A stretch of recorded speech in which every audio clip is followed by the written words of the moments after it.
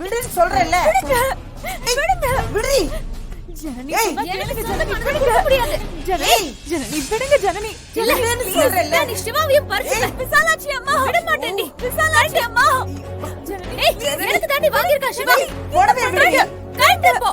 ஏய் விடுடி. போடவே விடுன்னு சொல்றேன்ல. விசாலாட்சி அம்மா.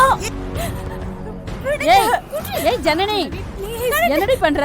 விடுறி அவளை விடுறி. நீ சொல்ற கேட்டு சொல்லுங்க. ஜனனி விடு ஜனனி ப்ளீஸ் விடுங்க. விசாலாட்சி அம்மா. விசாலாட்சி என்ன பொண்ணு இது? ப்ளீஸ் விடுங்க. ஏய் சொன்னா கேட்டு விடுங்க. விடு. விசாலாட்சி அம்மா. ஏய் விடுறி சொல்றத கேளு.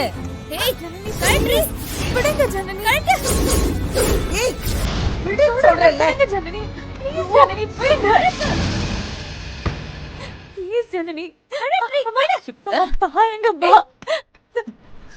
விடு அவளை.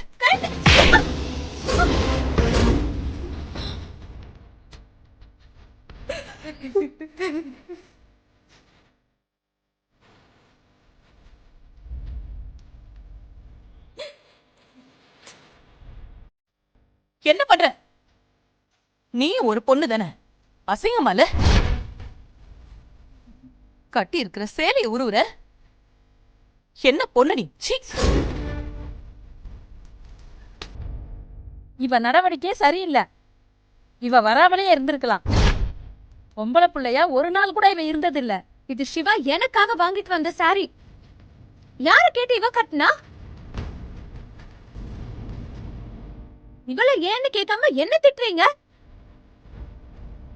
ஏண்டி ஜனனி சாரிய கட்டினேன்னு அவள கேளுங்க. யார் சொன்னது உனக்காக அதை வாங்கினது? யாரடி சொன்னது?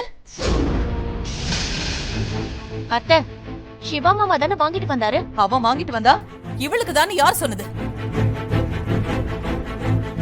நான் தான் அவனை வாங்கிட்டு வர சொன்னேன். அத துளசிக்காக வாங்கிட்டு வர சொன்னேன். ஐயோ அண்ணி, இப்ப யார காப்பாத்துறதுக்காக இப்படி மாத்தி மாத்தி பேசிட்டு இருக்கீங்க நீங்க?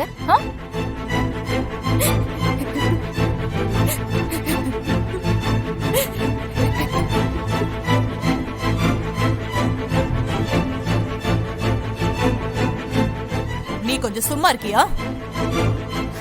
இன்னைக்கு துளசியோட பிறந்த நாள். அவளுக்காக தான் நான் வாங்கிட்டு வர சொன்னேன். இவளுக்கு நீ இவள நினைச்சுக்கிட்டா என்கிட்ட எல்லாம் வந்து கேட்டிருக்கணும். அதுக்காக கட்டி இருக்கிற புடவைய உருவாளா? நான் சொன்ன உனக்குன்னு நான் என்ன பாவம் பண்ணணும்?